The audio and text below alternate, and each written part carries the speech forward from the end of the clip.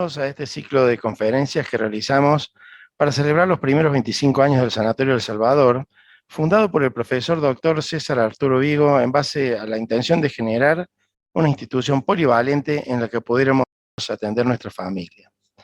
Su crecimiento ha sido permanente y progresivo, planificado y controlado, desarrollando las numerosas áreas que hoy lo conforman y que forman parte de este ciclo de conferencias. A pesar de las crisis sociales y económicas de estos 25 años, el sanatorio pudo lograr la experiencia y el conocimiento que hoy lo caracterizan. Haciendo aparte de las crisis externas, todo crecimiento supone dificultades internas en la adaptación de una institución de salud y de los servicios que la constituyen. Sin embargo, los miembros del directorio, con el apoyo de los profesionales del sanatorio, supieron mantener en alto sus objetivos de proveer la mejor calidad de la atención de la salud, con un modelo de gestión que no solo permitió la supervivencia, sino su crecimiento progresivo. El Sanatorio del Salvador, entonces, hoy es una institución polivalente de alta complejidad que provee servicios médicos generales y especializados en la consulta externa y en la internación. Servicios centrales como terapia intensiva, guardia central, laboratorio, diagnóstico por imágenes y servicios administrativos de gestión comercial y financiera con auditoría médica permanente. La inversión constante en recursos humanos, en diferentes tecnologías para la atención de la salud y en la informatización institucional, hoy posicionaron al sanatorio como una alternativa de referencia en nuestra ciudad y en toda la región. El Departamento de Capacitación, Docencia e Investigación también ha participado de este crecimiento y hoy coordina la formación de posgrado de 70 residentes en 13 carreras de especialización de medicina y participa en la docencia de grado y posgrado de otras carreras de ciencias de la salud. Bienvenidos entonces a este ciclo de conferencias que servirá como un canal de transmisión de la jerarquía profesional y de la calidad humana de los distintos servicios que conforman el sanatorio, así como un merecido homenaje a su fundador y a todos los que hoy formamos parte del Sanatorio de El Salvador en estos primeros 25 años de existencia. A continuación, los invito a escuchar a la doctora Mirta Ferreira, la jefa de servicio de pediatría y neonatología del Sanatorio de El Salvador. Muchas gracias, doctor Cámara. La verdad que estoy muy feliz de verlos a todos ustedes en una de las presentaciones del Servicio de Neonatología y Pediatría del Sanatorio, en estas 25 charlas, y le agradezco al sanatorio y a los directivos del sanatorio que nos haya permitido que estemos todos juntos disfrutando de este momento. Quiero agradecer especialmente a la doctora Liliana Vázquez, que tuvo la amabilidad de compartir con nosotros los conocimientos. Ya va a ser presentada por la doctora Lola, pero es ampliamente conocida por todos los que estamos en este momento en esta presentación. A los panelistas y a todos los amigos que veo ahí entre los participantes, la verdad que agradecida de que estén conectados. El Servicio de Pediatría y Neonatología sabemos que tiene como principales pilares de atención la calidad médica, la seguridad del paciente y la maternidad segura y centrada en la familia, y la atención centrada en el paciente y en la familia. Para eso necesitamos profesionales capacitados, y para eso es importante que tengamos un acúmulo de conocimientos científicos progresivos y que estemos siempre en este constante capacitación. La verdad que agradecidos a todos ustedes, y la verdad que ahora los dejo con la doctora Lola Bosa, que va a presentar a la doctora Liliana Vázquez. La doctora Lola es nuestra infectóloga del sanatorio, infectóloga también del Hospital Misericordia, es consultora del Servicio de Neonatología de la Clínica Belsacia, es participante del comité de la Sociedad Argentina de Pediatría, de Infectología de la Sociedad Argentina de Pediatría, y bueno, ella es nuestra compañera que te dejo que la presente, Liliana. Bueno, muchas gracias.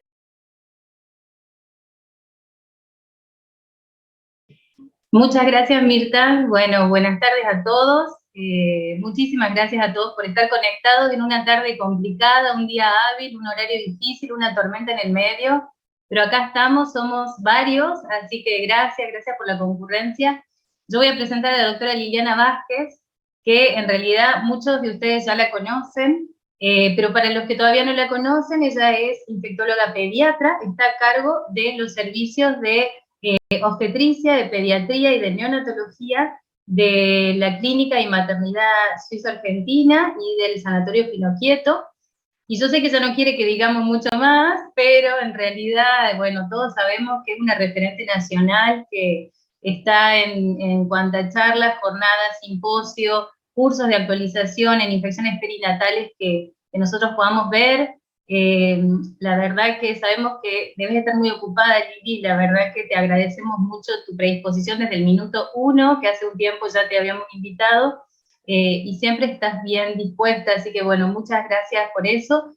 Nos pareció muy interesante tocar este tema como parte de este ciclo de conferencias, ya que es un tema muy interesante. Se plantearon en cuanto a infecciones perinatales algunos cambios en algunas de estas infecciones perinatales, no en todas, pero en otras en las que no se han planteado cambios, como por ejemplo en los tratamientos, como por ejemplo en la sífilis congénita, hemos tenido en los últimos años un incremento tremendo en cuanto a la incidencia, y si bien no hubo cambios en los tratamientos, sí hubo otros cambios en cuanto a la implementación de estrategias para poder abarcar o tener mayor disponibilidad de diagnósticos, como es la implementación del test rápido treponémico o la implementación del algoritmo inverso de diagnóstico, lo cual hace que tengamos muchas más situaciones diagnósticas que pueden a veces representar desafíos en las unidades de neonatología.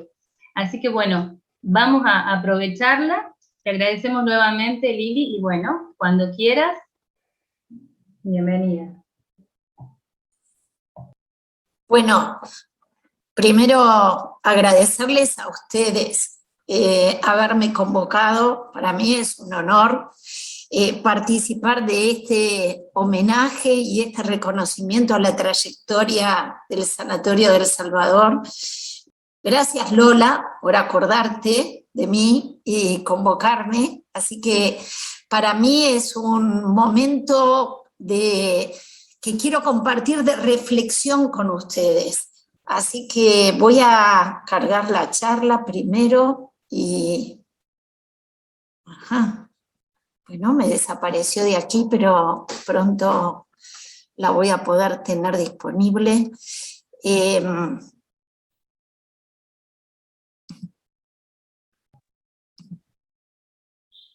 Aquí está.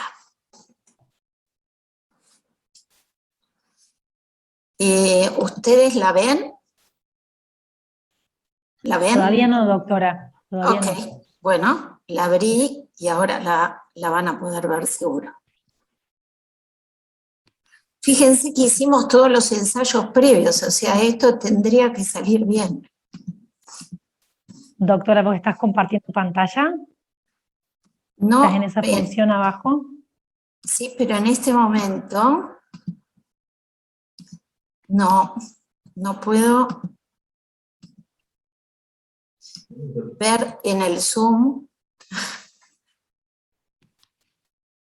A ver, que tengo un problemita. Momento. No hay problema. Vamos. Ya está. Solucionado. Muy bien. Ahora sí, ahí vemos. Muy bien. Bueno, les contaba que para mí era pensar en esta charla un momento de reflexión. De algunos temas que hay novedades y de otros que, como decía Lola, también me parecía una oportunidad de charlar con ustedes de por qué no se implementaron en el tiempo, cosas que me parece que pueden dar más fluidez al manejo de determinadas situaciones. Como el tiempo que tenemos es limitado y las infecciones perinatales son muchas, elegí cuatro temas para involucrarnos y charlar. Elegí sífilis, Chagas, VIH y citomegalovirus. De algunas hay novedades y de otros hay preguntas que todavía no están respondidas. Y de otros temas, como por ejemplo VIH, me parece que hay toda una faceta ahí que vamos a tener que reflexionar, aprender y ver cómo lo encaramos. Así que el primer tema es sífilis, y todos ustedes saben por el manejo diario del crecimiento de casos que hay en los últimos años, todas las curvas que ustedes ven aquí a la izquierda es en Estados Unidos, o sea, en un país como ejemplo que tiene dinero para la prevención y para la detección de las infecciones. Y así todo, en el 2016 hubo un aumento del 27% en relación al 2015 y en el 2017 un aumento del 40%. Si nosotros lo comparamos con las curvas de la derecha, que es en Argentina, del 2013 al 2017 se triplicaron los casos en la población general, y las embarazadas en el 2017 llegaron a una prevalencia de 3.2%. Pero estas cifras siguieron aumentando en el tiempo.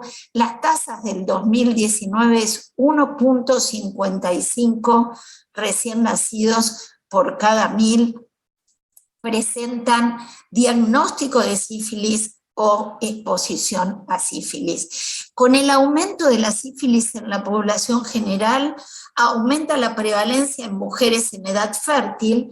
Ustedes ven aquí en estas curvas que les muestro a la izquierda, el porcentaje de positividad de pruebas para sífilis, que cuando nosotros tomamos las poblaciones más jóvenes, entre 15 y 24 años, la prevalencia llega al 6% de pruebas positivas durante el embarazo. Y conforme aumenta la prevalencia en personas gestantes, aumenta la incidencia de sífilis congénita.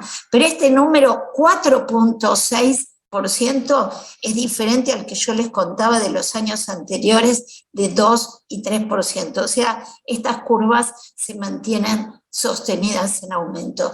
Y lo que nosotros tenemos es un montón de niños que nacen con esta incógnita: ¿tendrán o no tendrán sífilis? Sabemos que cuando tienen todos los estigmas clínicos de la infección, como es la foto de la derecha, bueno, pensamos que este chico tiene una infección congénita y en la investigación seguramente surgirá rápidamente el diagnóstico de sífilis. Pero todavía no hay ningún test lo suficientemente sensible y específico para decir, dentro de niños que nacen con aspecto sano, ¿quién no tiene sífilis? Entonces, en la práctica, terminamos tratando muchos recién nacidos solamente por la exposición, sin poder determinar exactamente en esos niños asintomáticos si tuvieron contacto con el treponema y si meses después pudieran presentar síntomas de sífilis. Entonces, ¿por qué no usar la penicilina benzatínica? Una medicación que es tan fácil de administrar, una sola dosis es el tratamiento completo para un recién nacido asintomático y expuesto, y nos simplifica muchísimo la internación en muchos lugares. Me ha pasado de recorrer unidades neonatales en el interior de nuestro país y aún, por supuesto, en la capital federal, o en el conurbano bonaerense, donde hay muchos niños de aspecto sano que permanecen 10 días internados con un tratamiento endovenoso. Entonces, ¿qué es lo que nos hace tan reticentes a aplicar o utilizar penicilina benzatínica? Primero, y antes de determinar si este niño, por supuesto, es candidato a recibir este tratamiento, debemos de hacer una evaluación minuciosa y definir que nuestro paciente está asintomático y solamente debemos de tratar esta incógnita por la exposición potencial que pudiera tener. Por supuesto que el paciente que elegimos tiene que tener un examen físico normal, tiene que tener pruebas no treponémicas con títulos iguales o menos que los títulos maternos. Tenemos que investigar qué tratamiento recibió esa mamá y ese papá. ¿Recibió penicilina la mamá? ¿Recibió al menos 3 dosis, si no podemos determinar el tiempo de evolución. La primera de esas 3 dosis la recibió al menos 30 días antes del nacimiento. ¿Qué pasó con los títulos de las pruebas no treponémicas durante el embarazo? ¿Qué pasó con el seguimiento de esa paciente que fue diagnosticada durante el embarazo?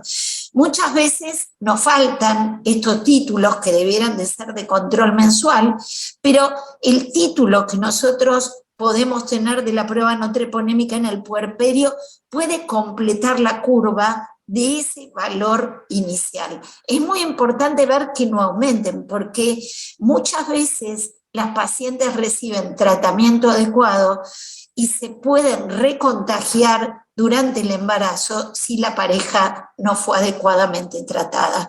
Entonces, nosotros tenemos como tratamiento 2 estrategias potenciales: la penicilina benzatínica y la penicilina G sódica endovenosa, para aplicar durante 10 días a nuestros pacientes. ¿A quién podemos elegir que reciba penicilina benzatínica?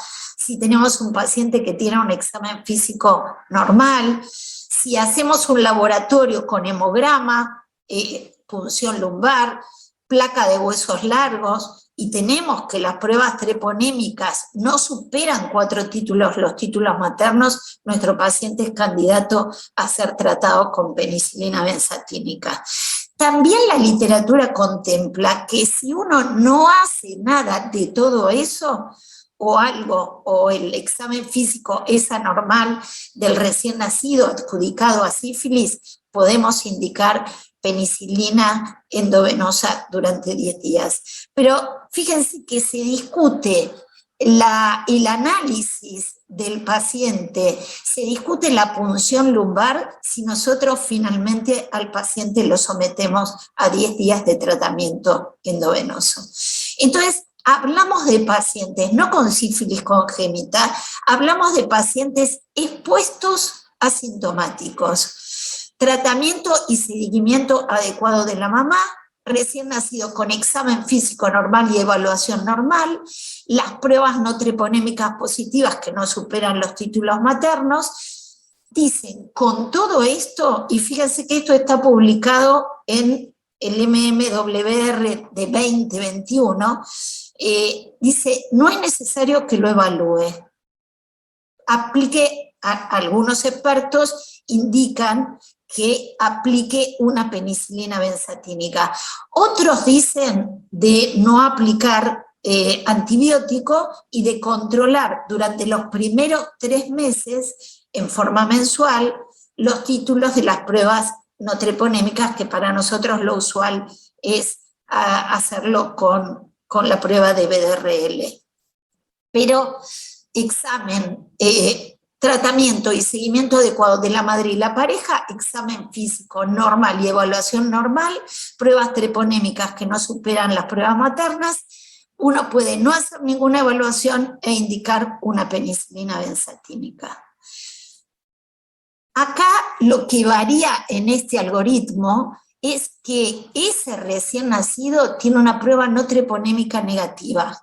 A veces nos pasa que la mamá fue tratada, los títulos bajan, por ahí llega a 2 DILs, son apenas positivas, y al recién nacido le hacemos la prueba no treponémica y nos da negativa. En este paciente no es necesario la evaluación, pero muchos expertos promueven la aplicación de penicilina benzatínica. Y esto es porque a veces la sífilis recientemente adquirida, donde las pruebas no treponémicas pueden tardar entre 3 y 4 semanas en ser positiva, puede haber una sífilis recientemente adquirida que todavía no se expresó en esa madre con un aumento de las pruebas treponémicas, y tampoco ese pasaje transplacentario de estos anticuerpos permiten la detección. ¿Por qué no aplicamos penicilina benzatínica? Yo creo que fundamentalmente hay 2 razones. Una es que hace un par de años se describió fracaso del tratamiento. Fíjense que cuando uno revisa la literatura, son 3 casos documentados. 2 eran madres no tratadas y otra una sífilis secundaria, tratada un mes antes del parto.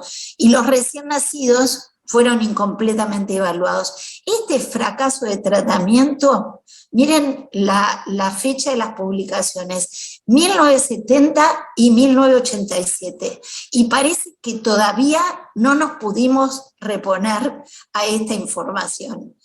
También está descrito injuria en el sitio de la aplicación, necrosis local, gangrena, mielitis transversa, parálisis, pero todos estos eventos fueron por la aplicación accidental intraarterial, donde los cristales obstruyeron las arteriolas capilares y produjeron este fenómeno. Así que nosotros cada vez que indicamos penicilina benzatínica intramuscular, hablamos con enfermería, le explicamos que utilice la cara lateral del muslo, como debe ser la aplicación de cualquier intramuscular en un paciente que no deambula, esa es la mejor masa muscular, y también, por supuesto, que aspire antes de inyectar la medicación. Las concentraciones que logra la penicilina benzatínica en el líquido cefalorraquídeo son bajas, pero son adecuadas para lograr la negativización. Y esto se ha hecho tanto en pruebas donde se dosó la penicilina benzatínica en el líquido cefalorraquídeo, como en pruebas que se hicieron a través de pruebas con conejos, donde se inyectaba el material infectivo en testículos para producir la reacción típica. O sea, esas pruebas fueron negativas de líquido cefalorraquídeo y comprobaban que no había treponema. Las ventajas que tiene el uso de la benzatínica es, por supuesto, una alta precoz del paciente, el fortalecimiento del vínculo madre-hijo, que es muy difícil durante una internación prolongada, menos trabajo del personal de salud, pero esto no es menos trabajo para trabajar menos, sino que muchas veces somos pocos adentro de la unidad. Enfermería es un recurso muy valioso y debe estar dedicado realmente a los pacientes que más lo necesitan. Y por supuesto, menores costos hospitalarios. Así que yo espero que muchos de ustedes la próxima vez que tengan que tratar un paciente digan, ¿por qué no con penicilina benzatínica? En relación a Chagas, sí hay novedades en los últimos años. Chagas es una enfermedad prevalente en nuestro país, más en la zona central de nuestro país y de la Mesopotamia, de la Patagonia hacia el norte. La prevalencia en mujeres embarazadas fue en el año 2019 informado por el Ministerio de Salud de 1.8%, seguramente hay regiones que superan esta prevalencia. Sabemos que una mujer con Chagas crónico tiene posibilidad de transmisión transplacentaria del parásito, que es baja, pero que se mantiene a lo largo de toda su vida fértil mientras la paciente siga cursando esta infección. La parasitemia es intermitente, cada embarazo significa un riesgo potencial de transmisión. Del total de casos de Chagas en nuestro país, la transmisión vertical representa el 10%. Y hay mucha atención puesta en esto, no solo en el cuidado de las viviendas y en la desparasitación, sino también en el control del vector, sino también en el control de la transmisión vertical. Por eso, independientemente de dónde haya nacido la paciente, si era en una zona endémica o no, el Ministerio de Salud desde hace ya un par de años recomendó que todas las gestantes sean controladas para Chagas en cada embarazo, por lo menos una vez en cada embarazo. El control es con 2 métodos serológicos distintos, donde la recomendación es que uno de ellos sea por el método de ELISA. Las pacientes que se confirman con Chagas crónico, hacemos el seguimiento de ese recién nacido y si demostramos que este lactante está infectado, debe recibir tratamiento. Esta es una excelente oportunidad para tratar el Chagas porque es el mejor ejemplo de curación. 9 de cada 10 niños tratados en este momento de la vida se curan. Pero ¿cuál es el problema?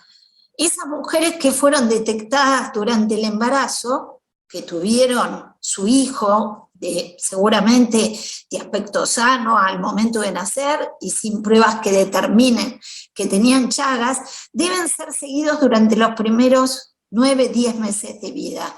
La persistencia de esos anticuerpos positivos es donde la mayoría de los pacientes se hace diagnóstico. Muy poquitos son por métodos directos en el primer mes de vida. Este gráfico que ustedes ven acá representa la pérdida de seguimiento de niños hijos de madres con Chagas crónico. Esto es 100% pérdida de seguimiento. Ven que la mayoría de las regiones de nuestro país está por arriba del 60-70% de pérdida de seguimiento durante ese año. Así que hoy la realidad es, detectamos las mujeres que tienen Chagas crónico y no hay una estructura común en todo nuestro país para poder seguir y captar ese lactante que nos diga a los 9-10 meses que realmente no tiene Chagas o tiene Chagas y debe recibir tratamiento. Entonces hay que pensar en otra estrategia, además de fortalecer esta, que también disminuya el riesgo de transmisión vertical. Y hace un par de años apareció un estudio del doctor Sosestani, que tiene muchas publicaciones sobre Chagas, un estudio chiquito porque tenía 16 mujeres con Chagas crónico que se trataron con Besnidazol y tuvieron a lo largo de su vida fértil, estas mujeres, 32 hijos. Estos niños fueron seguidos durante 14 años. Estas mujeres fueron seguidas durante 14 años donde nacieron estos 32 niños. Y 40% de estas mujeres lograron la negativización serológica. Pero lo más importante como efecto del tratamiento no fue tanto la curación de las mujeres con Chagas crónico, sino que ninguno de esos 32 niños tuvo Chagas congénito, y esto seguido con seno diagnóstico y PCR. A partir de ahí hubo otro estudio muy importante, como este, que incluyó 132 mujeres tratadas, de los cuales 132 niños nacieron y ninguno estuvo infectado. Y estas pacientes se compararon con otras 222 que no recibieron tratamiento, y en esta corte alrededor del 15% fue tratado. Entonces, esto nos habla de que quizás el tratamiento de las mujeres en edad fértil pudieran controlar la parasitemia y que esto podría tener implicancia en la posibilidad de disminuir el Chagas de transmisión vertical. En el seguimiento serológico de estas mujeres, fíjense la diferencia. Acá todas eran positivas serológicamente. Esta es la curva de pacientes tratadas. El Chagas, cuando se cura, logra negativizar la serología, así que el método serológico es tardío, mucho más precoz de seguirlas con PCR, pero, digamos, nos da respuesta a esta pregunta. Y las pacientes no tratadas seguían, digamos, con su serología positiva. En las guías actuales en Argentina se recomienda el tratamiento con Besnidazol a mujeres infectadas con Trypanosoma cruzi en edad reproductiva, con este objetivo, prevenir la transmisión vertical. Es una recomendación fuerte, basada en evidencia moderada, estudios no experimentales, pero con gran magnitud de efecto. Así que este tema se sigue estudiando y hoy está en curso un ensayo clínico controlado, aleatorizado, doble ciego, de no inferioridad, para comparar también si la dosis que estamos usando, que es 300 miligramos por día durante 60 días, que es la dosis clásica, tiene igual efecto que una dosis menor y en un tiempo más corto. Así que eso seguramente para la próxima charla se los contaré. Entonces hoy la prevención del CHA congénito empieza por el tratamiento preconcepcional a mujeres en edad fértil, identificación de las mujeres embarazadas con Chagas crónico, seguimiento de estos recién nacidos de madres con Chagas crónico y tratamiento de los lactantes infectados. Pero me parece que en este tema todavía tenemos mucho para trabajar y mejorar.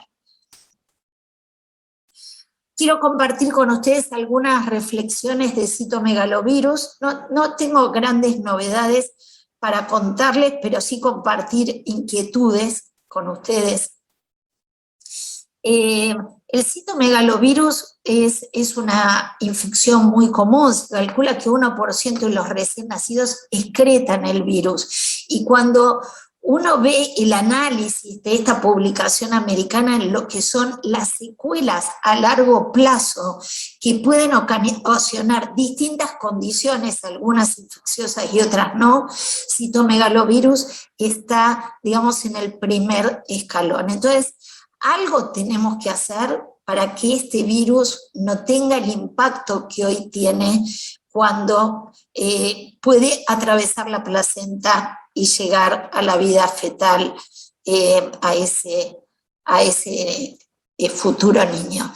Y nosotros tenemos dos grupos de pacientes, uno que cuando nace y lo recibimos claramente tiene los estigmas de infección. Este paciente, que representa el 10% de todos los citomegalovirus congénitos, sabemos que este niño va a tener problemas en el futuro, problemas fundamentalmente auditivos, pero también de su desarrollo neurológico. Pero el gran desafío es este 90% de niños con citomegalovirus congénito que tiene un aspecto sano al nacer y que en el futuro pudiera enfermar, pudiera tener alguna consecuencia de esta infección, donde, como ustedes ven, el principal punto es lo auditivo. 10% de estos niños va a tener problemas auditivos y algunos de ellos también déficits neurológicos de distintos grados. Para esto hay una medicación que ya, bueno, en el 2015 fue publicado el uso de valganciclovir. Antes usábamos en forma prolongada, antes usábamos ganciclovir endovenoso. A partir de esta publicación se vio que primero es mejor que hagamos un tratamiento prolongado de 6 meses para los pacientes, fundamentalmente para el impacto auditivo que puede tener en pacientes con citomegalovirus congénito, pero además estos pacientes, fíjense, el grupo no tratado a los 12 meses de vida, la mayoría está igual o progresó. Solamente un 25% está normal o mejoró al año. Cuando reciben valganciclovir por vía oral durante 6 meses, y estos estudios están hechos valganciclovir oral desde el primer día del tratamiento del paciente. Usamos ganciclovir endovenoso cuando no podemos usar la formulación oral, y la diferencia es, digamos, abismal en cuanto a la mejoría que tiene en la evolución la posibilidad de que el paciente tenga algún defecto auditivo. No todas las hipoacusias están presentes al nacimiento, hay un 10% de pacientes que las presentan luego de esa pesquisa que nosotros hicimos al nacer. Estas hipoacusias son progresivas y pueden aparecer, digamos, a lo largo de los primeros años de vida. El mayor impacto que mostró este tratamiento es sobre la evolución de la audición. También hay descripto, y esto fue en un estudio que comparaba 6 semanas versus 6 meses, también mejoría en el componente lingüístico y la comunicación receptiva. No hay estudios a largo plazo, esto es con un test de Bailey a los 24 meses, pero quizás si los estudios empiezan a publicarse con mayor seguimiento de los pacientes, podremos ver también qué pasa con el desarrollo neurológico posterior de estos pacientes. Todavía estamos dando vuelta a quién estudiar de los pacientes para citomegalovirus. Por supuesto, los pacientes que tienen signos clínicos o datos del laboratorio, si un paciente tiene plaquetopenia o leucopenia marcada, o hay signos radiológicos asociados con infección congénita, como la vasculopatía lenticuloestriada, que a veces se ve en las ecografías, un dato que puede ser inespecífico, pero que también nos puede conducir a que el paciente tiene una infección congénita.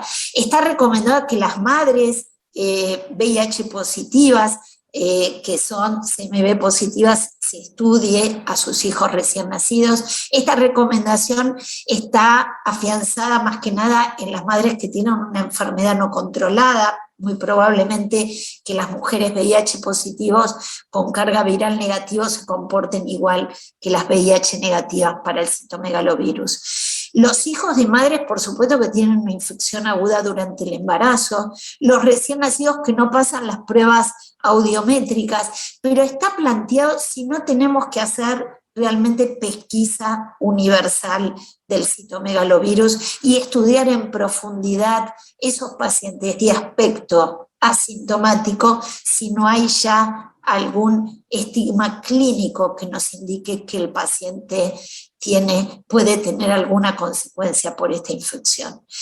Todavía no conozco lugares donde se haga más que dentro de protocolos pesquisa universal, pero en la unidad que yo trabajo, que es una unidad grande, y donde recibimos pacientes muy pequeños, menores de 1.500 gramos, nosotros tenemos estandarizado en nuestra unidad que hacemos pesquisa de pacientes menores de 1.500 gramos. ¿Por qué lo hacemos? Porque estos pacientes que van a estar mucho tiempo internados en la unidad, que tienen distintas comorbilidades, displasia broncopulmonar, algunos pacientes que pueden tener distintas alteraciones, que van a estar mucho tiempo con alimentación parenteral, son pacientes que quizás en algún momento no podemos interpretar bien la desmejoría clínica que tienen. Y tener un citomegalovirus, una PCR en orina al nacer o en las primeras 2 semanas de vida, que sea negativo, hace que el nuevo estudio que le hacemos quizás a las 4 o 6 semanas de vida, pensando dentro de los diagnósticos diferenciales, si pudiera ser un citomegalovirus adquirido, porque saben que la principal fuente de adquisición es la leche materna, nos ayuda mucho tener una prueba de base negativa para poder interpretar algún positivo posterior. Pero bueno, todo esto todavía está en discusión. ¿A quién tratar? Por supuesto que los pacientes que tienen corioretinitis, que amenaza la visión, se tratan. Hay mucha discusión si los pacientes críticamente enfermos, pacientes que tienen fundamentalmente muchas secuelas neurológicas se benefician con el tratamiento. Nosotros sabemos que el punto más importante del tratamiento es disminuir la posibilidad de hipoacusia posterior al nacimiento y de los primeros años de vida, pero estos pacientes realmente nos ponen siempre en una situación muy complicada que necesitamos reunirnos entre todos para poder discutir si realmente esos pacientes deben tratarse. Y después la bibliografía dice pacientes sintomáticos.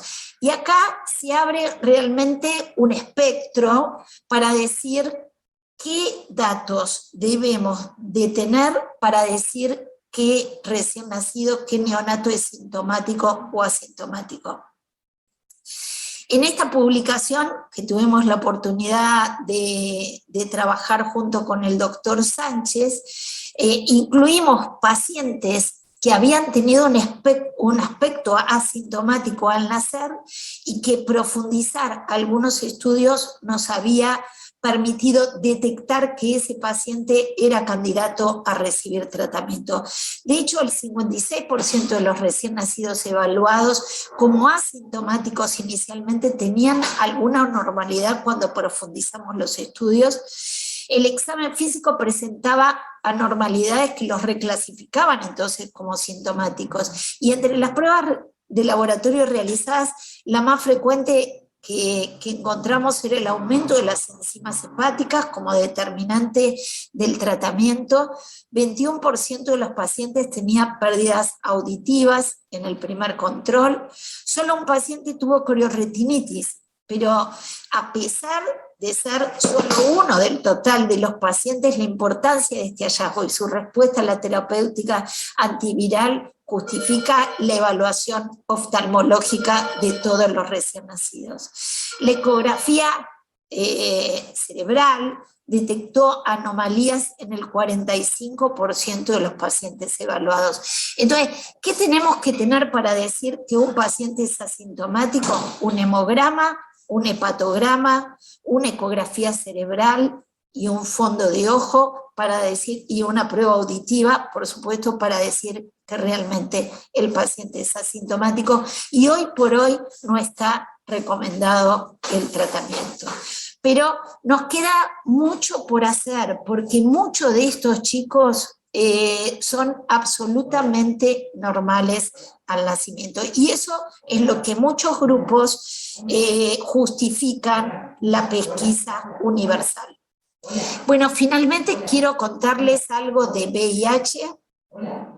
Y en esta larga historia y en este camino que ya tenemos desde el diagnóstico perinatal de los pacientes y esta posibilidad de transmisión, yo veía hoy con detenimiento toda esta gráfica que me encanta porque resume un poco todos los avances en el último tiempo, la posibilidad de universalizar el diagnóstico durante el embarazo es del año, digamos, antes del año 2000. Así que tenemos 25, 30 años de esta nueva infección y todavía con muchas cosas para aprender.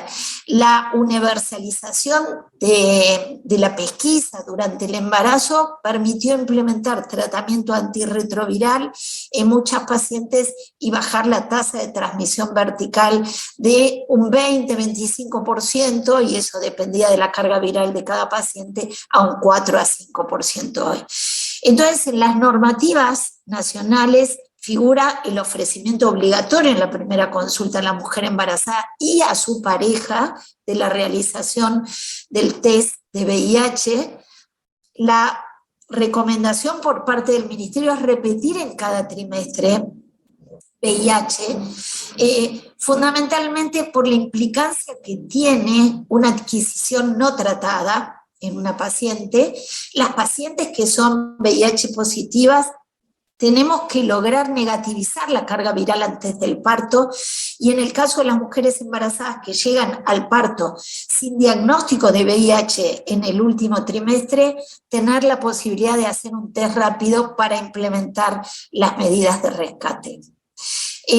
Los datos últimos publicados en el Boletín Epidemiológico VIH 2020 hablan de una transmisión vertical en Argentina de 4,7%, y esta cifra la debemos de mejorar. Sabemos que la mayor parte de la transmisión que tiene el VIH es periparto, pero cuanto más precoz diagnostiquemos a una paciente, debemos de implementar un tratamiento que permita el control de la carga viral. Puede ser intraútero, está más asociado con infecciones primarias en el embarazo, puede ser posparto a través también de la leche humana, pero esto está... realmente se potencia esta transmisión en mujeres que se lo convierten durante el amamantamiento. Y por supuesto que estas cifras históricas hablan de pacientes que tenían carga viral no controlada. La indicación de cesárea programada quiere decir entonces sin trabajo de parto y sin ruptura de membranas, que es la única modalidad de cesárea protectora y diferente, es para las pacientes sin tratamiento antirretroviral previo, con tratamiento antirretroviral pero sin evaluación de carga viral cercana al parto, y pacientes que tienen cargas virales más de 1000 copias que no pudieron controlarlo previo al embarazo. Además de la cesárea programada, se indica la profilaxis con AZT. La profilaxis con AZT durante el parto, que era la regla general, en los últimos años se restringió solamente a la condición de pacientes que tengan carga viral detectable. Las pacientes que tienen carga viral negativa, no es necesario implementar la estrategia de AZT endovenosa en el parto. Saben ustedes que cuando empezamos con el AZT se debe comenzar con el trabajo de parto o con la ruptura de membranas. Se hace una carga en la primera hora y después la mitad de la dosis de mantenimiento, y esto sigue hasta el pinzamiento de cordón, donde se interrumpe la infusión, pero solo indicada en pacientes que tienen carga viral positiva. Y esto es lo clásico de este componente inicial que teníamos AZT durante el embarazo, que quedó por supuesto hoy ya como una modalidad no efectiva, AZT intraparto y AZT en el recién nacido. Entonces, durante el embarazo tenemos que lograr carga viral negativa, y eso se logra con tratamientos antirretrovirales combinados, ¿sí? No con una sola droga, sino con probablemente no menos de 3 drogas. Intraparto solo en pacientes que no tienen carga viral negativa, y sí a todos los recién nacidos expuestos intrauterinos, con una modalidad que puede ir entre 4 y 6 semanas. Cuando se analizó por qué no podemos disminuir más la transmisión vertical, se vio que no todas las pacientes, o se analizó que no todas las pacientes tenían la misma situación. Hay pacientes que dan a luz con una enfermedad no controlada, con alta carga viral, con incumplimiento de los tratamientos antirretrovirales que hicieron durante el embarazo, y eso exponía a distintos riesgos. Y esto modificó en normas recientes del Ministerio de Salud la estrategia de los antivirales que debe recibir ese recién nacido expuesto. Entonces, hay una nueva clasificación de medicación para dar a ese recién nacido expuesto. Esto lo publica el Ministerio de Salud el 22 de abril de este año, y clasifica en alto riesgo, moderado riesgo y bajo riesgo. Alto riesgo es cuando el recién nacido la madre del recién nacido no tenía tratamiento antirretroviral efectivo durante el embarazo, o con el diagnóstico periparto, o con una infección documentada durante el embarazo o la lactancia. En esta situación exige la determinación de la carga viral al recién nacido en las primeras horas, en las primeras 48 o 72 horas.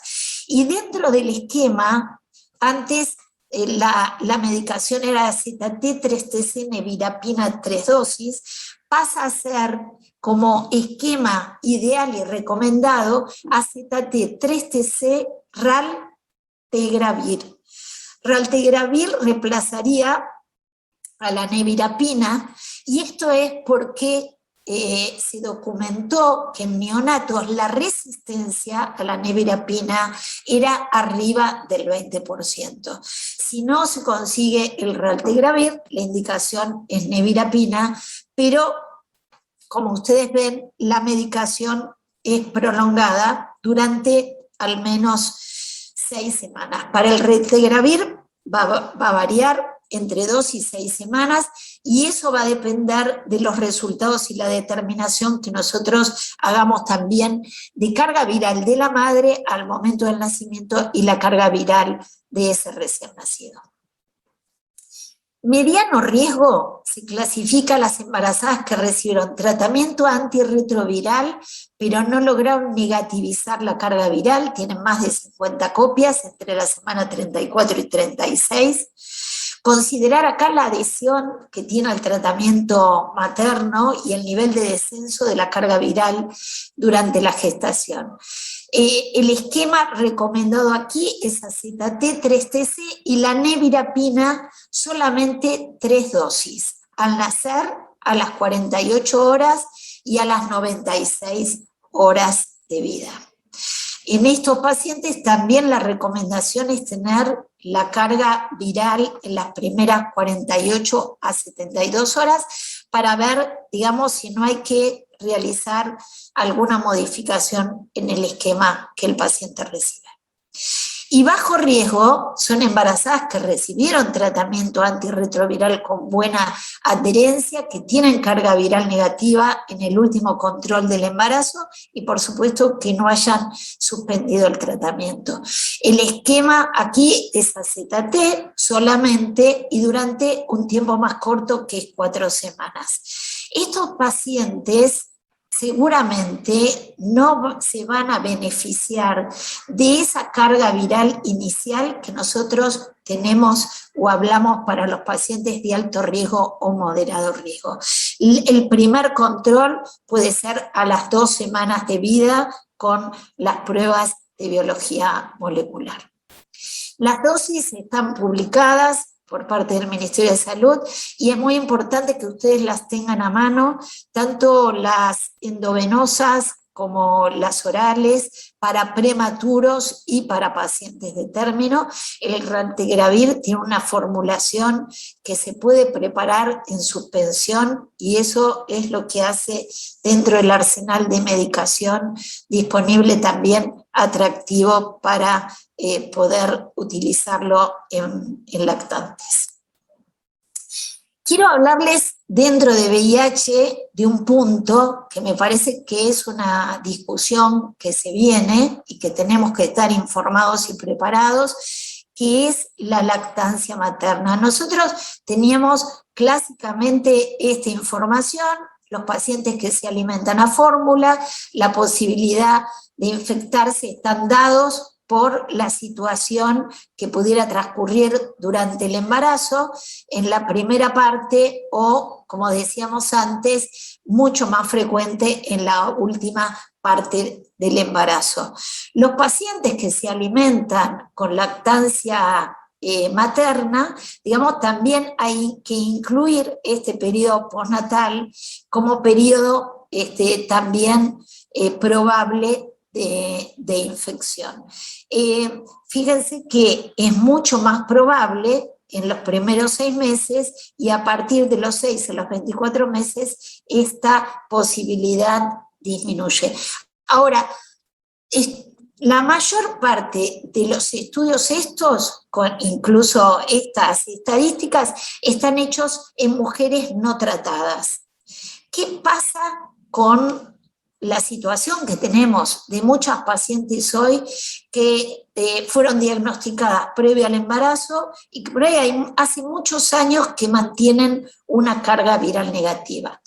En este estudio analizan el riesgo de infección postnatal dependiendo del estado materno, de que si la alimentación exclusiva es humana exclusiva o es mixta entre biberón y leche materna, y establece cuál es el riesgo mensual que tienen estos pacientes. Fíjense que si la madre no recibe tratamiento antirretroviral y tiene una carga, un CD4 bajo, lo que indicaría indirectamente que tiene una carga viral alta, el riesgo es mayor.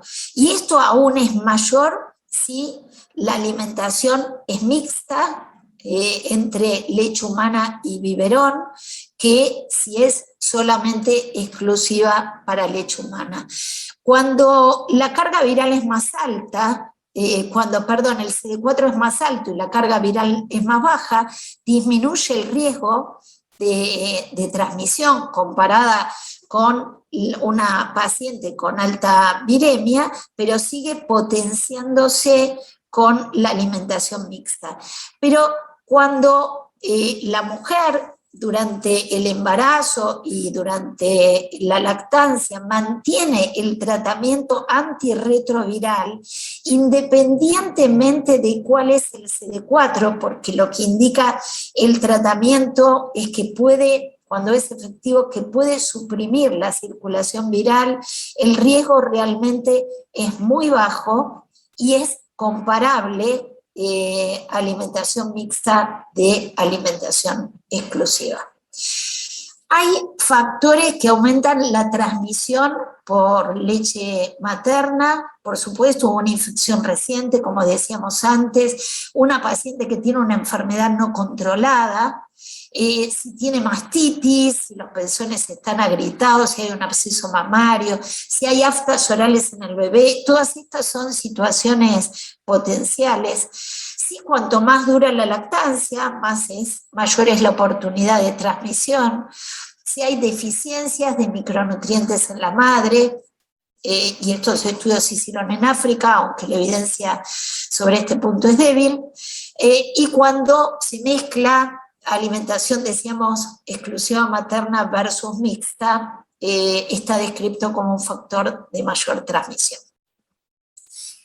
Hay toda una discusión que empieza, por lo menos la Organización Mundial de la Salud la empieza a publicar en el año 2010, donde recomienda por primera vez intervenciones farmacológicas antirretrovirales para prevenir la transmisión postnatal de VIH a través de la lactancia materna.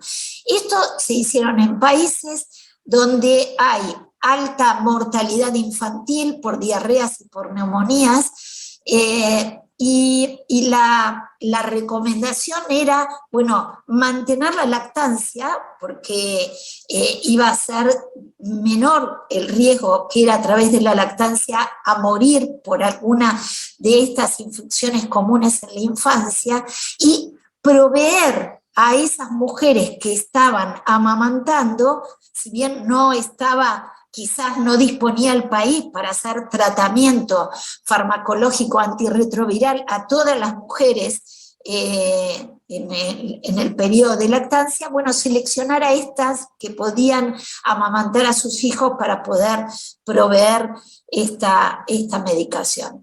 Y en el 2016, o si ustedes revisan todas las recomendaciones, se sigue hablando del tema, de estas intervenciones para poder proveer una lactancia libre de VIH, e incluso hablan de cuál es el tiempo que debiera de mantenerse esta lactancia, hablan inicialmente de que esto sea durante 6 meses, para fortalecer en esos primeros meses por lo menos la lactancia humana.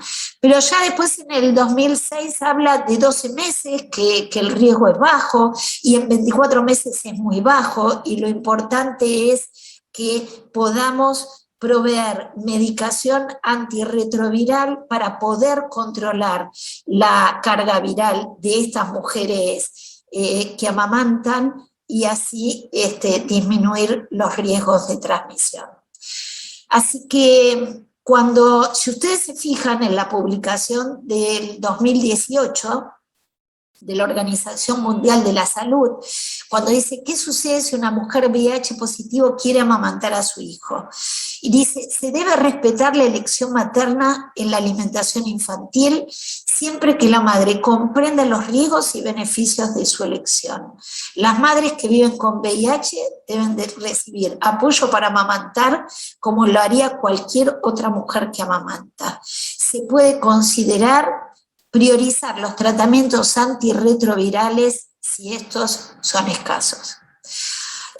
Nosotros sabemos, los que trabajamos en pediatría, en neonatología, lo importante que es la leche humana, toda esta flora intestinal que conforma a este recién nacido y que lo va a condicionar a través de su vida a infecciones, alergias, distintas vulnerabilidades. Esta microbiota que hoy tanto se habla, sabemos que la microbiota de ese lactante va a estar condicionada no solamente por la edad gestacional, por el tipo de parto, sino también por la alimentación que recibe. Y los neonatólogos saben muy bien, digamos, todo lo que significa en prevención de infecciones para esos niños los primeros meses de vida. Está claramente establecido que los niños alimentados por leche humana tienen menos enteritis necrotizante y a lo largo de su vida menos infecciones. Y un país con buen poder económico, no les estoy hablando de África, que amamantan a sus hijos, hicieron un modelo matemático analizando las distintas infecciones que en realidad está demostrado que previene la alimentación por leche humana. Otitis, la posibilidad de asma, alergia, gastroenteritis, infecciones respiratorias, obesidad, diabetes, y estableció cuáles eran los costos que había de incluso que alguna infección se pudiera producir, porque uno debe de contarle a los pacientes que hay un riesgo potencial bajo, pero que este riesgo existe, con todas las otras enfermedades que pudieran presentarse. Y los números, hablando solamente de lo económico, dieron que esta modalidad de suprimir la replicación viral en las madres a través de la medicación antirretroviral y amamantar era económicamente más factible. Les quiero contar un abstract que publicaron ahora en un congreso, que es la Conferencia Europea sobre SIDA, que se llevó a cabo en Londres en una modalidad mixta, virtual y presencial, a principios de este mes. Comunicaban un poco qué había pasado en Suiza, donde las guías recomiendan que las mujeres tomen la decisión tras valorar por parte de del personal sanitario que las atiende, si realmente ellas podrían amamantar. Por supuesto, se tiene que tratar de una paciente que tiene una infección controlada, que es adherente al tratamiento, y nosotros tenemos muchas pacientes que llevan años de tener carga viral negativa. Y en esta modalidad en Suiza de ofrecer a las mujeres que tomen esta decisión, el estudio que habían presentado mostró que más de la mitad de las madres suizas con VIH optaron por la lactancia materna. Entonces, yo creo que tenemos que estar preparados para esta discusión. discutir entre nosotros, discutir las sociedades científicas, pero ya estamos hablando hace unos años que el tratamiento antirretroviral en pacientes VIH positivos es no detectable, no transmisible. No detectable, carga viral negativa, no transmisible sexualmente. Y esto hay estudios que yo les puse aquí una síntesis de la cantidad de pacientes evaluados, tanto hombres con sexo con hombres como parejas heterosexuales, donde la transmisión fue 0. Entonces, ¿por qué no preguntarnos también si no podemos ofrecer una lactancia segura a las pacientes que son VIH positivas? Bueno, muchas gracias por la oportunidad de compartir estos momentos con ustedes. Muchas gracias, Liliana. La verdad, espectacular la charla. Concisa, clara. Nos dejaste un montón de conceptos claros y 200.000 preguntas. Así que me encantaron las novedades de cito, megalovirus, me encantó lo de VIH. Bueno, pero los dejo hablar a los panelistas. Vamos a presentarlos. Los panelistas nuestros son el doctor José Vaz. Tengo retumbe, ¿no? ¿Ustedes me sienten bien? Pues, Bien. El doctor José Vaz, que es jefe de servicio de neonatología del hospital privado y titular de la carrera de neonatología del Instituto Universitario de Ciencias Biomédicas de Córdoba, además de un amigo personal.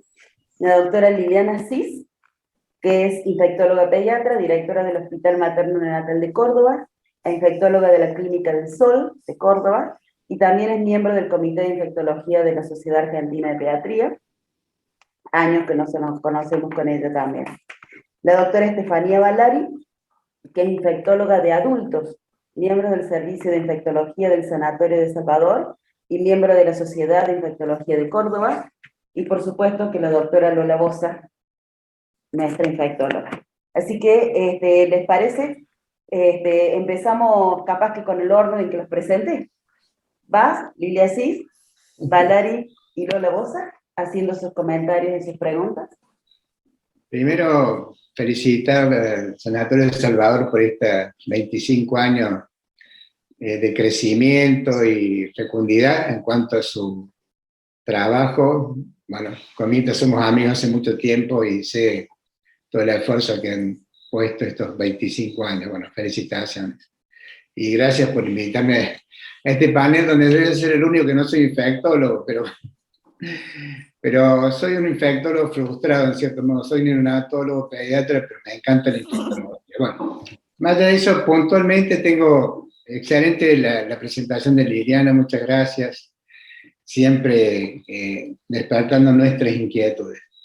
Yo tengo 3 cositas que noté nada más, espero que sean cortas. Uno, que todavía seguimos dependiendo de estudios como la BDRL, que desde que yo era estudiante, más o menos hace muchos años, era el método diagnóstico y todavía seguimos utilizando este método serológico, si se puede llamar, para el diagnóstico de la sífilis.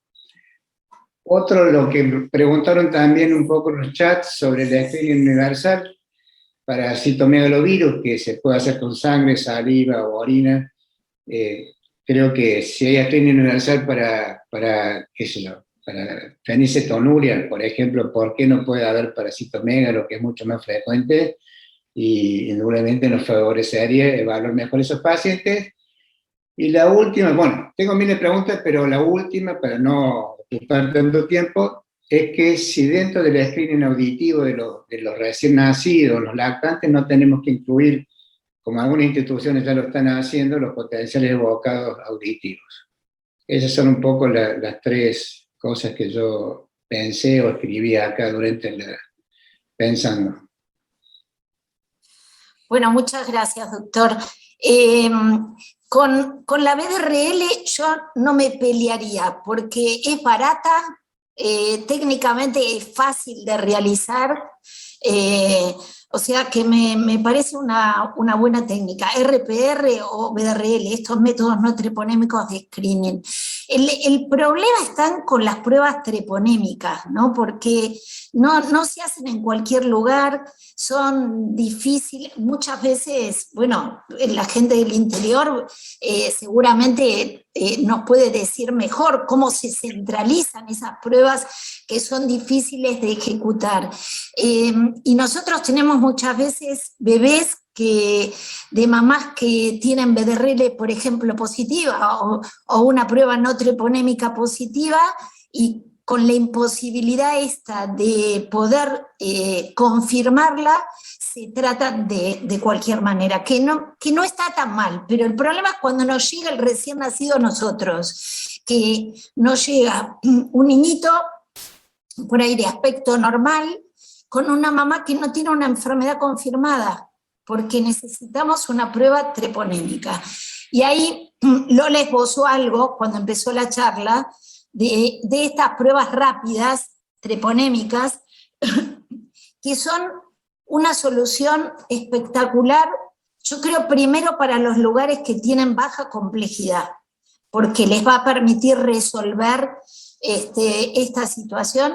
De hecho, hay mucho publicado de lo que vos, Lola, quisiste, me parece, contar al principio, que es el algoritmo inverso, ¿no? O reverso, que se empieza por pruebas treponémicas para después hacer la prueba no treponémica y cuantificar.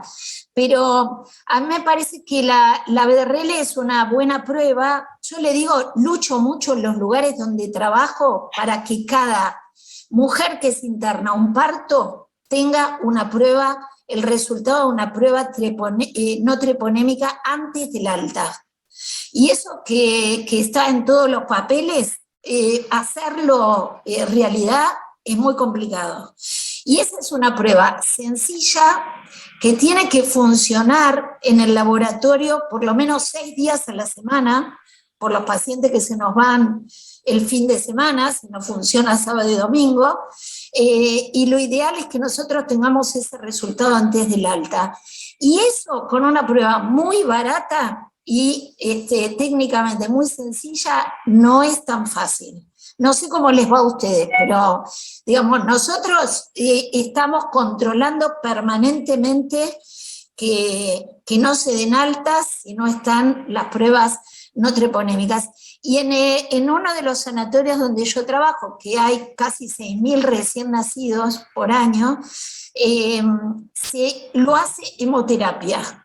El sanatorio decidió que todas las pacientes se iban a agrupar, aunque vinieran con grupo y factor, porque hubo una denuncia, un juicio en otro sanatorio de alguien que le pasaron una sangre que no era. Bueno, entonces así se generan a veces las normas, y entonces toda paciente que ingresa se agrupa. Ahí va hemoterapia, y nosotros hemos conseguido que hemoterapia nos haga una prueba de screening, prueba no treponémica, cualitativa, solo cualitativa, y cuando es positiva hace un test treponémico rápido. Entonces a nosotros nos surge la pesquisa de, imagínense, en el sanatorio donde yo trabajo no hay un equipo de obstetra fijo, entonces viene el obstetra y el neonatólogo le dice, ¿algún problema durante el embarazo? Y le dice, todo bien. Y después nos viene de hemoterapia, que la señora tiene pruebas positivas. Dice, no, sí, bueno, fue que tenía, porque, bueno, muchos no se acuerdan. Entonces eso a nosotros nos dio mucha seguridad, y creo que fue muy bueno instrumentarla así. Pero bueno, cada uno tiene que ver cómo lo resuelve, cómo lo gestiona, pero nosotros, hemoterapia, es quien, después que tiene el resultado positivo, manda mail a infectología, neonatología, jefe de obstetricia, todo se dispara y sale la alerta. Y vamos a buscar la paciente.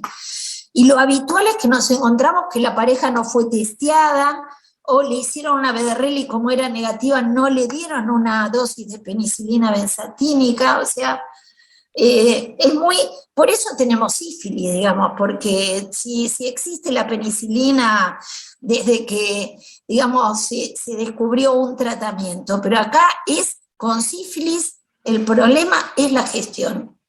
Y en eso tenemos que mejorar. Cuando la paciente ingresa, es nuestra oportunidad de que se haga lo que se tiene que hacer. La segunda, no me acuerdo. Del screening universal para CMV.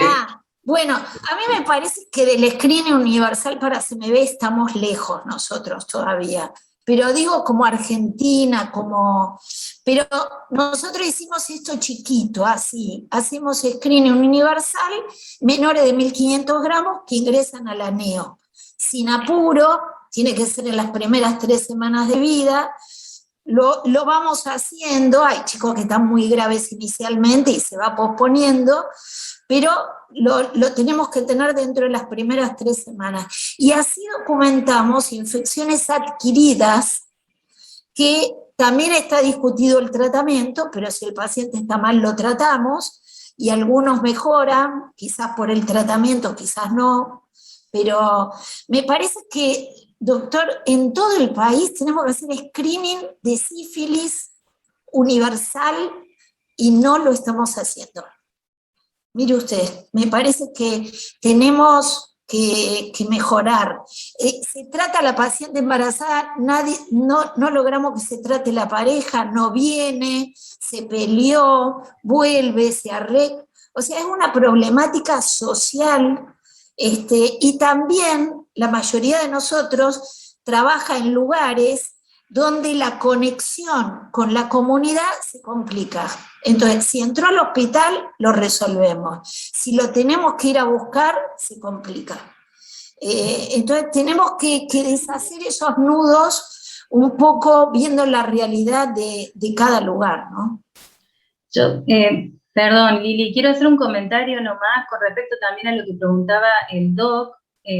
Doc, vos preguntabas por el screening universal de citomegalovirus. Yo creo que, como vos, Liliana, que estamos muy lejos, pero hay un montón de situaciones. Digo, ¿por qué no empezamos por las situaciones que sí o sí ameritan un estudio, una PCR en las primeras 3 semanas, antes de irnos incluso más lejos? Todos los niños que no pasan las pruebas auditivas, la verdad que ameritan un screening temprano.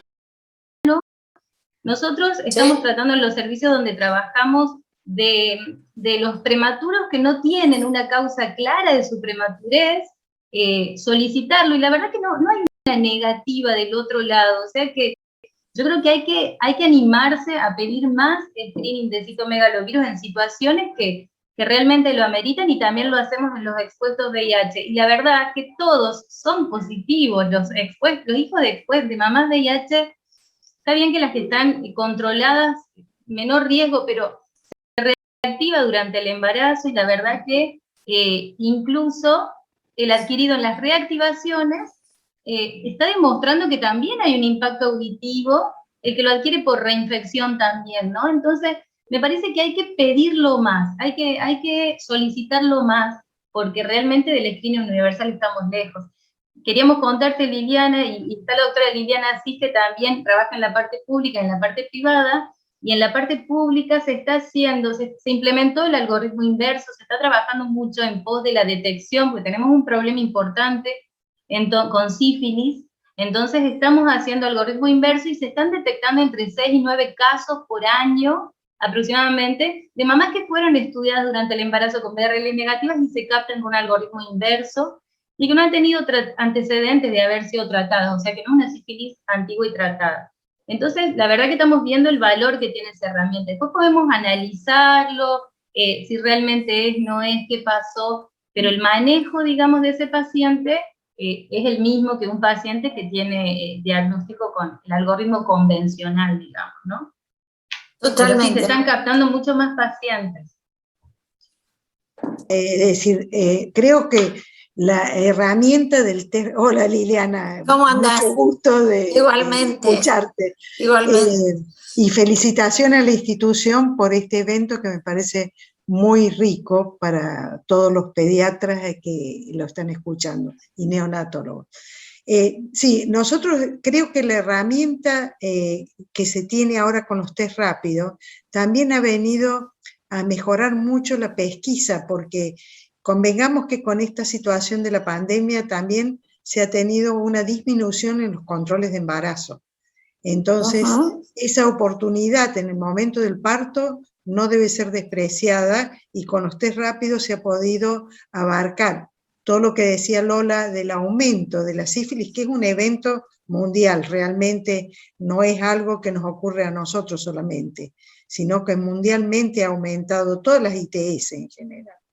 Y con esto se ha pesquisado. Y la otra cosa en lo que hay que insistir es la pareja. Realmente es una cosa que no está estandarizada, si nosotros lo estamos haciendo acá en Córdoba, del pesquisaje de las parejas, pero no es fácil porque a veces el hombre es más reacio a hacerse los análisis, por un lado.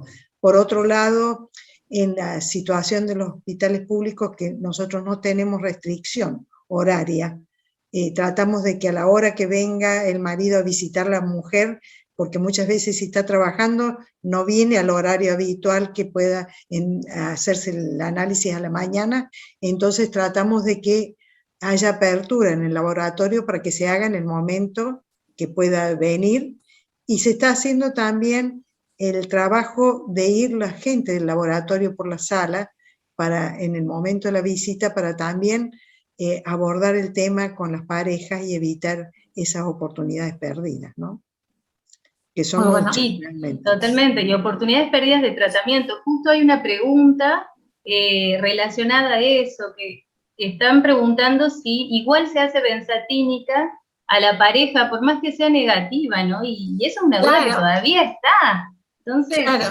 Fíjate que las pruebas no treponémicas tardan un mes en positivizarse. Exacto. Un poquito menos las treponémicas, ¿no?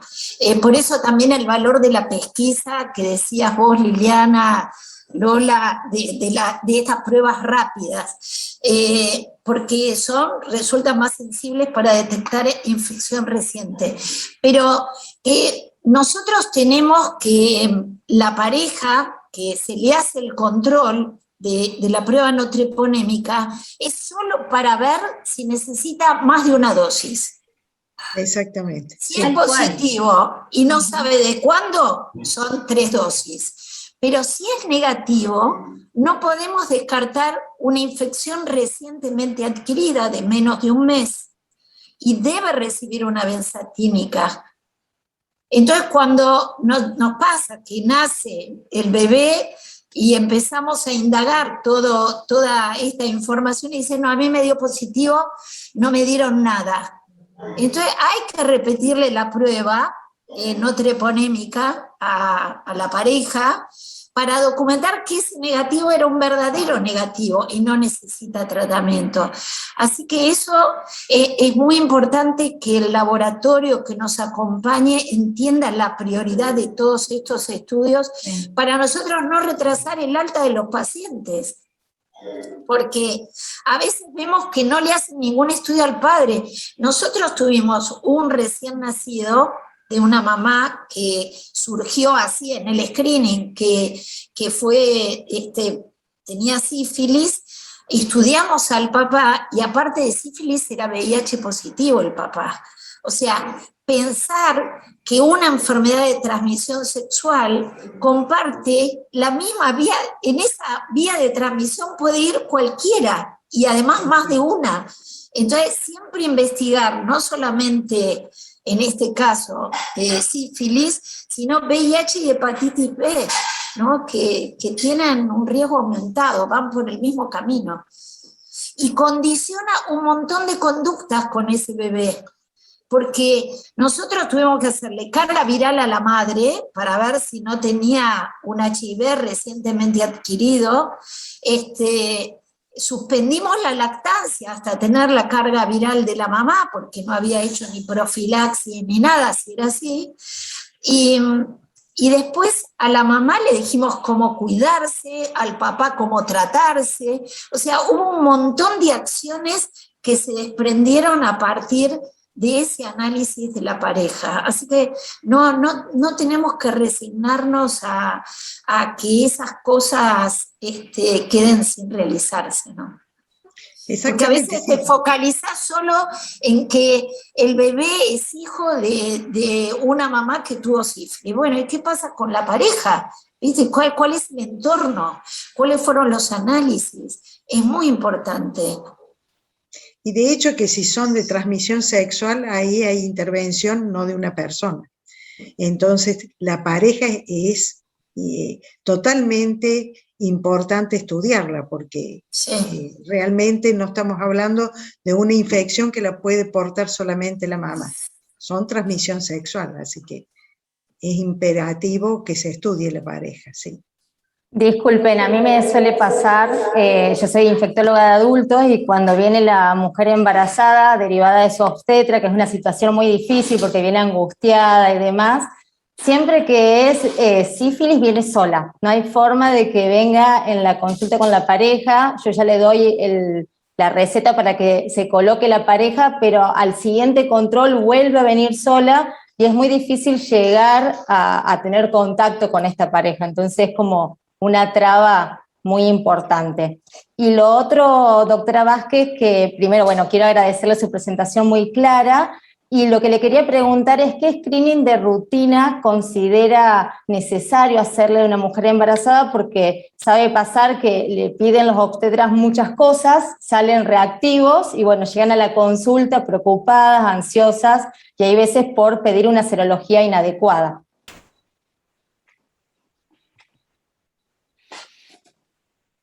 Lo que yo voy a decir es lo que dice el Ministerio de Salud acá y lo que hay consenso universal para hacer, ¿no? Yo digo, para que se acuerden, vean los 5 dedos de la mano. Son 5 controles serológicos más el cultivo para estrepto.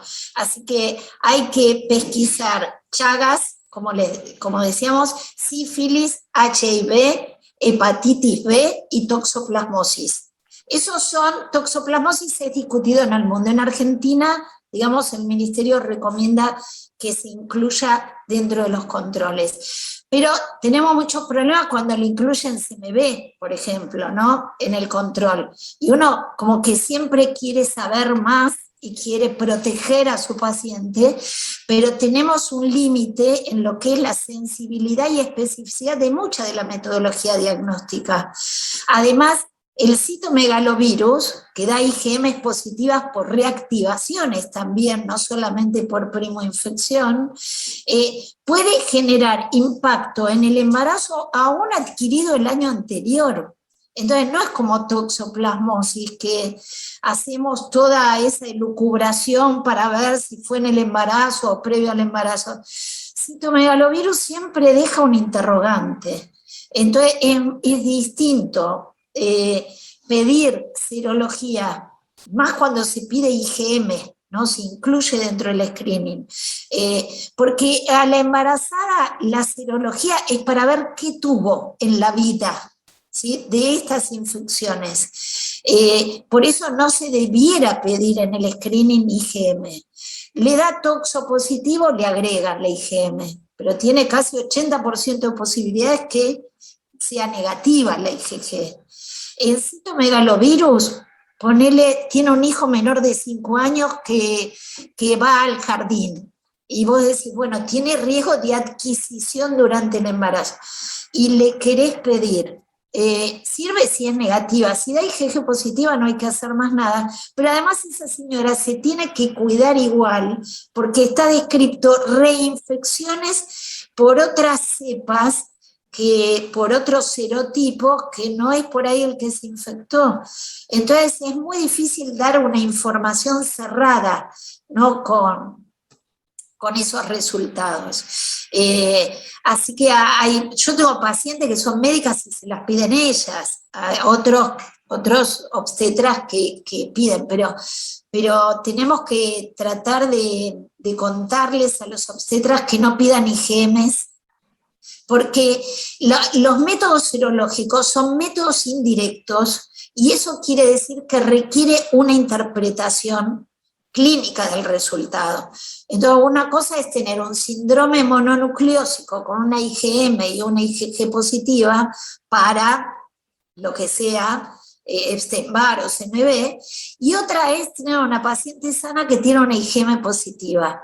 Entonces ahí es muy difícil descifrar los falsos positivos que tienen todos los métodos indirectos.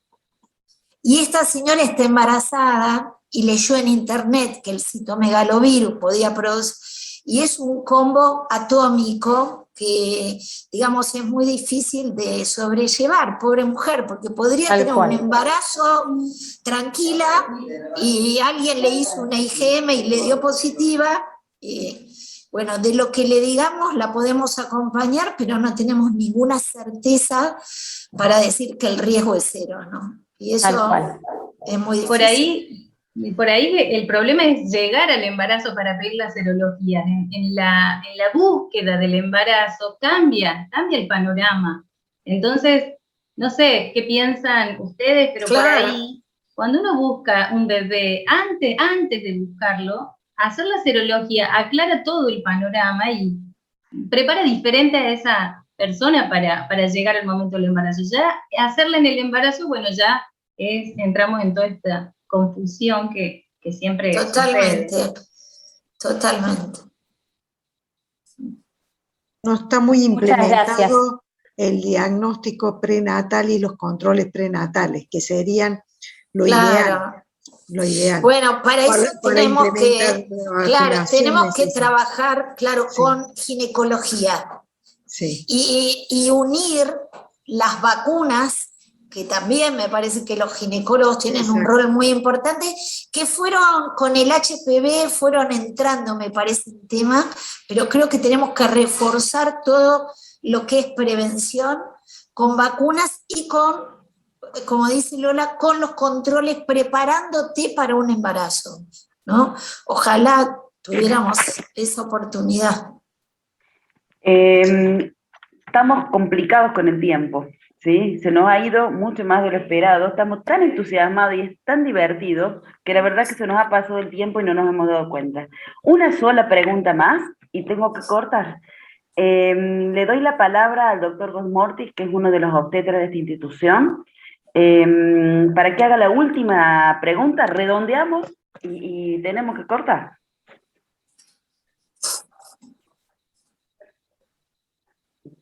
Ahora bien. Menos mal que no dijimos nada de los obstetras, porque a veces a alguien se le escapa algo. Acá estoy. Muy bien. Yo, si puedo, me presento, soy el doctor Gustavo Gosmortis del Servicio de Obstetricia del Sanatorio El Salvador. Bueno, nosotros históricamente siempre fue la discusión si se pesquisaba o no se pesquisaba citomegalo en embarazo. Bueno, los últimos protocolos, por ejemplo, a nivel mundial, lo han sacado al screening en el embarazo. Y muchos neonatólogos, a mí me pasó, me acuerdo cuando hacía el posgrado en alto riesgo, nos reclamaban que en el último trimestre lo pidiéramos. Después yo leía protocolos a nivel mundial, por ejemplo en Chile, que lo piden en primer trimestre, etc. Yo quería saber tu opinión, doctora, sobre el screening en el embarazo para citomegalovirus. Y por otro lado, perdón, estoy en el auto porque estoy yendo a buscar a mis hijos. Y por otro lado, quería preguntarte, ¿qué opinas de los tratamientos en el embarazo para las pacientes sintomáticas o con grandes niveles de anticuerpos para citomegalovirus? Los tratamientos que todavía no están, el valaciclovir o la gamoglobulina hiperinmune, como tratamiento preventivo, que están todavía en ensayos. ¿Qué es lo que has escuchado? Claro. Primero, con el screening para CMV, tenés que tener planteado cuál es el objetivo. Digamos, porque es solamente qué pregunta querés que te conteste y para qué. El 80% de las pacientes, 60-80%, va a dar IgG positiva. ¿En qué te cambia a vos que dé positivo o negativo? Vos podés decir, mira, tiene un hijo menor de 5 años, que son las que tienen más riesgo de tener infección durante en el siguiente embarazo. La verdad que leyó de citomegalovirus, quiero pedirle algo. Entonces le pedís, ¿qué es mejor en el resultado? ¿Que sea positiva o negativa? Claro, ya está muy bien. Porque eso tenés que saber qué decirle con el papel cuando viene el resultado. Yo creo que es mejor que diga que es positiva. Claro. Porque el peor escenario es la primoinfección durante el embarazo. Ahora, ¿puede tener una reactivación? Puede tenerla, no tenemos forma de controlarla. Puede tener impacto, puede tener, pero si al 80%, más del 80%, pero la internación en neo es del 10%, ¿no? De los recién nacidos. Digamos, 90% le va bien de los que tienen un hijo. Tan mal no puede ser el citomegalovirus, si la mayoría es positiva. Sí. O sea, digo, en la población en general, ¿no? Sí, entiendo. Entonces vos decís, bueno, pero la positiva está excluida de tener una infección por otro virus, por otro tipo de virus y poder producir problemas, no está excluida. Pero la verdad que si mirás qué escenario es mejor, negativo o positivo, es mejor que sea positiva. Si es negativa, y aparte haría, por supuesto, solamente IgG, si es negativa, es una paciente que tenés que volver a controlar en el tercer trimestre y ella tiene que entender muy bien cuáles son las vías de transmisión de este virus. El virus se elimina fundamentalmente y en buena concentración por orina, también por saliva, y en el contacto que tiene con su hijo, tiene que hacer una barrera con el pis y con la saliva. Esto quiere decir que después de cambiarle los pañales se tiene que lavar las manos, y que no puede comer de la misma cucharita que le da de comer al nene, comerse la comida que le queda en el plato, ni cuando se le cae el chupete lo puede chupar y dárselo. O sea, todo esto hay que blanquearlo, pero en realidad todo esto hay que hablarlo con cada paciente que tiene un hijo, ¿sí? Porque también es la vía de transmisión de otras virosis. Y por eso mucho no te cambia. Pero si lo quisieras hacer, la recomendación, no está recomendado como screening universal en el embarazo, totalmente.